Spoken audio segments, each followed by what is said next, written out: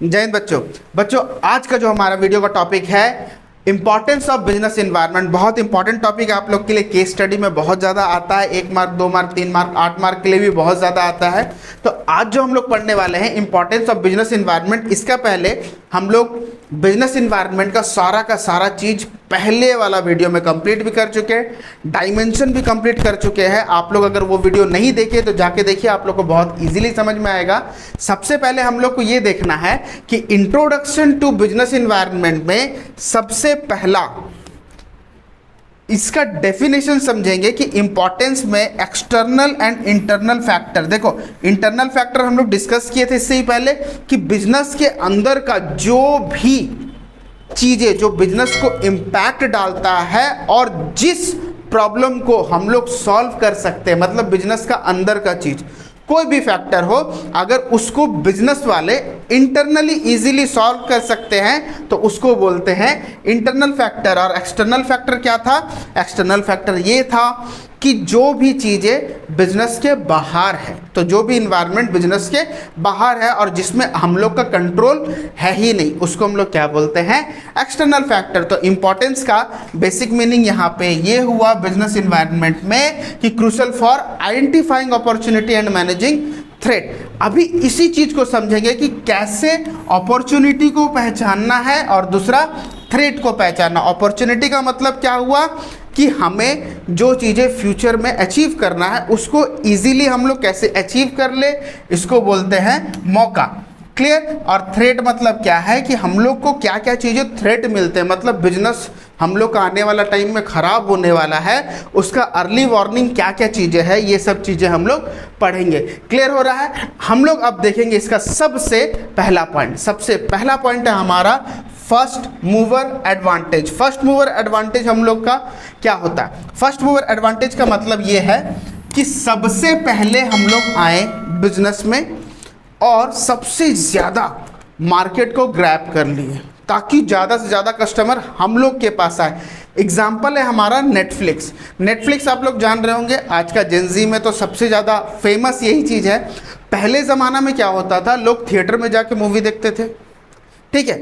थोड़ा सा अपग्रेड हुआ, लोग सीडी डीवीडी लाने लग गए घर में, 200-300 रुपया में 1-2 दिन वो लोग रखते थे, रेंट देते थे और अपना मूवी 1-2 दिन एंजॉय करते थे। लेकिन नेटफ्लिक्स सबसे पहले इस प्रॉब्लम को पहचाना। वो क्या क्या एक OTT प्लेटफॉर्म लॉन्च किया जिसका सब्सक्रिप्शन 150-200 रुपया होता, और भी ज़्यादा होता है, ठीक है। तो 200 रुपये में आप सब्सक्रिप्शन ले लेंगे 1 महीने के लिए और उसके अंदर हज़ारों मूवीज़, शोज़, वेब सीरीज, सारा का सारा चीज उसमें अवेलेबल होगा। मतलब 1 महीने में जितना भी मूवी उसके अंदर इंस्टॉल है आप 1 महीने में देख सकते हो। तो नेटफ्लिक्स क्या किया, यही चीज को समझा कि लोग जो रेंट में लेके आते हैं डीवीडी ना, उसका वो पैसा बचे, हम लोग एक बार इंस्टॉल कर दे। इंस्टॉल करने के बाद नेटफ्लिक्स क्या किया, जो रिवॉल्यूशन जो लेके आया ना इंटरटेनमेंट का, स्ट्रीमिंग का, डीवीडी जो रेंट में लेके आते थे, उस चीज़ का पैसा बचा जो डेली लेके आते थे। अभी 1 महीने में पूरा अनलिमिटेड मूवी हम लोग देख रहे हैं। तो ये है सबसे पहला फर्स्ट मूवर एडवांटेज। सबसे पहले वो क्या किया, नेटफ्लिक्स ही इस चीज़ को लेके आया। क्लियर हो रहा है? अब आते हैं हम लोग इसका सेकेंड पॉइंट में। सेकेंड पॉइंट में हम लोग क्या बताया गया है? सेकेंड पॉइंट में ये बताया गया है आइडेंटिफाइंग थ्रेट्स। आइडेंटिफाइंग थ्रेट्स, उसके साथ साथ अर्ली वार्निंग। अर्ली वार्निंग, इस चीज को समझना है, ठीक है। यहां पे आप लोग देख रहे होंगे कैमरा है, कोडेक का कैमरा, ठीक है। आप लोग में भी आज के बच्चे नहीं जानते होंगे ये कैमरा, ये पहले बहुत ज़्यादा फेमस था। इस कैमरे में क्या होता था, एक फिल्म डाला जाता था, रील जिसको हम लोग बोलते हैं, रील डाला जाता था। उससे नेगेटिव पहले आता था फोटो, उसके बाद उसको प्रोसेस करके पॉजिटिव जैसे फोटोज हम लोग देखते हैं वैसे होता था। तो जब ज़माना चेंज हुआ, टेक्नोलॉजी चेंज हुआ, लोगों को डिजिटलाइजेशन में आना था। आज क्या करते हैं, फ़ोन से फ़ोटो क्लिक करते हैं, डिजिटल फ़ोटो हमारा फ़ोन में रहता है, ठीक है। जब चाहे उसको पॉजिटिव हम लोग फ़ोटो निकाल सकते हैं। यहाँ पे ऐसा सिचुएशन नहीं था, यहाँ पे सिर्फ नेगेटिव निकलता था। एक टाइम पे अगर घिस गया तो वो भी गया। लेकिन ये क्या किया, ये अर्ली वार्निंग को पहचाना नहीं। समझो इस चीज़ को। कोडेक क्या किया, अर्ली वार्निंग पहचाना नहीं, ये जो थ्रेट है ना, थ्रेट मतलब एक टाइप का धमकी कि आपका बिजनेस में प्रॉब्लम आने वाला है, तो आया इसके ऊपर, उस थ्रेट को वो पहचाना ही नहीं। जबकि कोडेक का जो कैमरा है ना, नील आर्मस्ट्रॉन्ग जो था, जो हमारा फर्स्ट, आप लोग जानते होंगे नील आर्मस्ट्रॉन्ग का हम लोग क्या किए थे, मून में जो सबसे पहला इंसान गया था वो था नील आर्मस्ट्रॉन्ग। वहाँ से जो फोटो क्लिक किया गया था ना फर्स्ट, वो कोडेक से ही किया गया था। तो सोच सकते हो ये कितना पुराना कंपनी है, लेकिन झटके में ख़त्म हो गया। रीज़न क्या था, थ्रेट को नहीं पहचाना, क्योंकि टेक्नोलॉजी चेंज हो रहा है, लोग चाह रहे हैं कि डिजिटलाइजेशन की तरफ जाना, लेकिन ये गया नहीं, उस फिल्म के पीछे ही पड़ा। तो आज देखो ये कोडेक का नामो निशान नहीं है। चेंज भी किया तो बहुत लेट चेंज किया, ठीक उसी तरीक़ा से जैसे नोकिया का फ़ोन हम लोग देखते हैं, नोकिया का फ़ोन में हमारा क्या हुआ था, सेम यही चीज़, लोग जा रहे एंड्रॉयड की तरफ, लेकिन नोकिया क्या किया, विंडो की तरफ गया, जिसके वजह से वो पिट गया। क्लियर हो रहा। तो यहाँ पे इसी चीज़ को देखना है कि कोडेक जो है, यहाँ पे कोडेक का फेल्यूर होने का कारण क्या है, मिस्ड डिजिटल फोटोग्राफी रिवोल्यूशन, मतलब डिजिटल फोटोग्राफी रिवोल्यूशन पूरा का पूरा वो नहीं लेके आया, इसीलिए लीडिंग टू डिक्लाइन, वो डिक्लाइन हो गया। क्लियर हो रहा है, ये चीज़ है हम लोग का कोडेक का कहानी। क्लियर हो रहा है। अब आता है हमारा नेक्स्ट पॉइंट। नेक्स्ट पॉइंट में हमें क्या बताया गया है, नेक्स्ट पॉइंट में ये बताया गया है टैपिंग एंड असेंबलिंग रिसोर्स है। टैपिंग का मतलब क्या होता है, टैपिंग का मतलब होता है खोज निकालना। यहाँ पे मैं टेस्ला का एग्जांपल ले रहा हूँ। देखो छोटा सा एक तो एग्जांपल समझो टेस्ला का। जब टेस्ला ना फर्स्ट टाइम सोचा कि हम लोग इंडिया में कार बनाएंगे, ठीक है, जब फर्स्ट टाइम सोचा कि कार जब बेचेंगे ना, बनाने का पहले नहीं सोचा, पहले बेचने का सोचा। वो क्या किया, चाइना में अपना फैक्ट्री डाला और सोचा इंडिया में कार बनाएंगे। लो अब ऐसे हो सकता है क्या, इंडियन गवर्नमेंट बोला क्यों दे आपको कार बेचने के लिए, एक काम कीजिए आप अगर कार बेचेंगे इंडिया में ना तो 100% टैक्स लेंगे आपसे, मतलब पूरा 2 गुना दाम। तो इलॉन मस्क क्या बोला, इलॉन मस्क ये बोल रहा है कि आप अगर 2 गुना दाम में अगर बेचेंगे इंडिया में तो मेरा प्रॉफिट कैसे होगा। सोच के देखिए, टैक्स अगर 100% ले लेंगे तो लोग ज़्यादा खरीदेंगे ही नहीं, तो प्रॉफिट नहीं होगा। तो इंडियन गवर्नमेंट क्या बोला, आप चाइना को पूरा का पूरा पैसा दे रहे हैं, फैक्ट्री सेटअप वहाँ कर रहे हैं, लोगों को जॉब वहाँ मिलेगा, लेकिन बेच कहाँ रहे, इंडिया में। क्या इंडिया का लोग बेवकूफ़ है क्या। तो उस वक्त क्या किया, इसी चीज को पहचाना, मतलब खोज निकाला, रिसोर्सेस को कैसे गैदर करना। यहाँ पे इलॉन मस्क क्या बोला, चलो ठीक है ईवी गाड़ी तो बेचना ही है, तो यहाँ पे बैटरी मैन्युफैक्चरिंग इंडस्ट्री हम लोग बना लेते। तो सोचो यहाँ पे वो क्या किया, गवर्नमेंट के साथ पार्टनरशिप किया, किस चीज के लिए, बैटरी मैन्युफैक्चरिंग के लिए।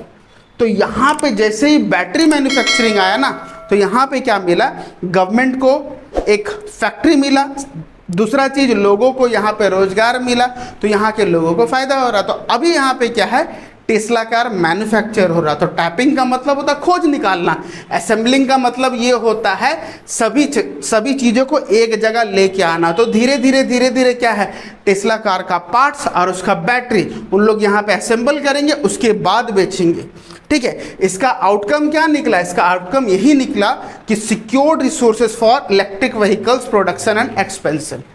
तो इंडिया में वो देखा कि भैया पेट्रोल जो है बहुत ज़्यादा महंगा हो रहा है और आने वाला टाइम में शायद ख़त्म हो जाए, क्योंकि कमी बहुत ज़्यादा हो रहा है ना, तो वो इलेक्ट्रिक व्हीकल लेके आया।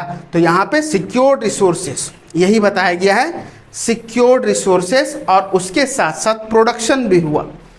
क्लियर हो रहा है, ये था हम लोग का third point, tapping and assembling resources. Clear हो रहा है। उसके बाद हमारा नेक्स्ट पॉइंट देखो क्या बताया गया है। ये चीज़ तो आप लोग बहुत ज़्यादा देखे होंगे, adjusting to rapid changes. Rapid changes आने से एडजस्ट करना बहुत ज़्यादा ज़रूरी। कैसे, कोविड जब आया, यहाँ पे मैं जूम मीटिंग का ले रहा हूँ एग्जाम्पल, ठीक है ना। आप लोग देखे होंगे जैसे जैसे जब कोविड आया ना, लोगों को गैदरिंग होना ही मना था, एक जगह भीड़ नहीं कर सकते, तो लोग मीटिंग करेंगे कैसे, बिजनेस चलेगा ही कैसे। उस वक्त जूम मीटिंग है कि नहीं, फिर आपका गूगल मीट, ये सब चीज़ें बहुत ज़्यादा फेमस हुआ। रीज़न क्या था, सब अपने घरों में बैठे हैं, वीडियो कॉल ऑन करके यहाँ पे मीटिंग चल रहा है। आज के डेट में वो इतना ज़्यादा हिट है कि लोग सेमिनार भी नहीं करते, करते क्या है, वेबिनार। सोचो कितना ज़्यादा हिट हुआ है।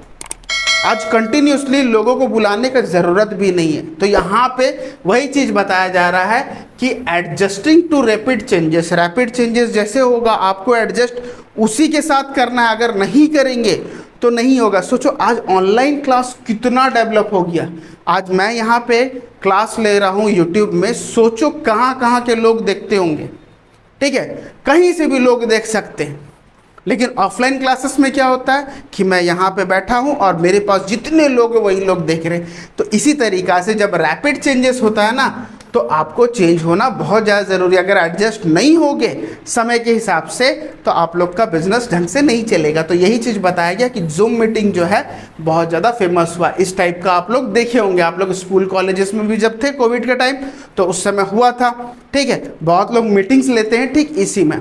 क्लियर हो रहा है? तो यहाँ पे हम लोग का एडजस्टिंग टू रैपिड चेंजेस हो गया कंप्लीट। नेक्स्ट पॉइंट हमारा क्या है?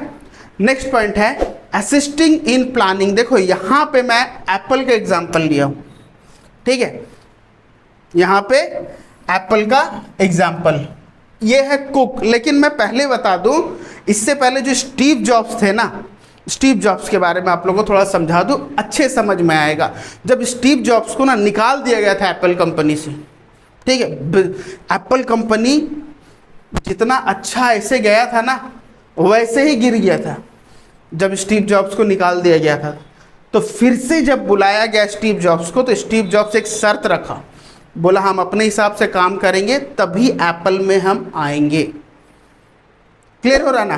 तो एप्पल में जैसे आया, बोला आप लोग तो सबसे बड़ा बेवकूफ़ हो कि इतना सारा चीज़ बेच रहे हो लेकिन कोई भी ढंग का नहीं। क्या किए, उस समय जितना भी प्रोडक्ट था ना, जो बेकार का प्रोडक्ट, सबको बोला बंद करो।